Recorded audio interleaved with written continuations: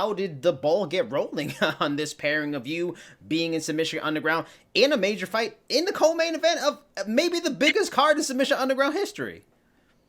Yeah, it's kind of funny because I realized that my last grappling match, like strictly grappling tournament that I did, was almost 8 years ago. Wow. And after that, I started to compete in MMA, and I started to, win a lot. And my last match, actually, I lost.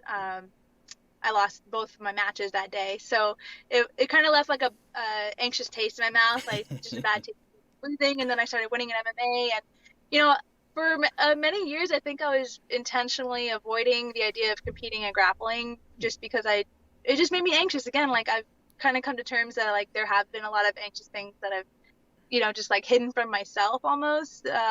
So now I'm, honestly in Orlando where I'm at, they've been having some big tournaments coming for jiu-jitsu. So the Pan Ams, and they're about to have the Worlds next week.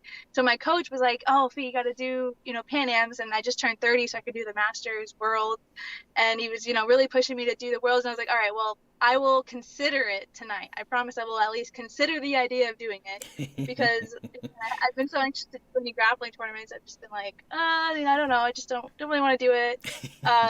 And I was like, I don't know. So then the next day is when I got a phone call from my other coach, and he's like, "Hey, he has a connection with someone who knows Chael Sonnen, and Amanda Lowen's opponent had fallen through, and they were looking for someone, and my name came up, and they asked me if I wanted to do it." And I was like, "Oh, man, well, this is kind of cool. I guess it's just one match. I already know who I'm going against. They're going to fly me to Portland, so it's kind of like a whole experience." And I was like, "All right, you know what?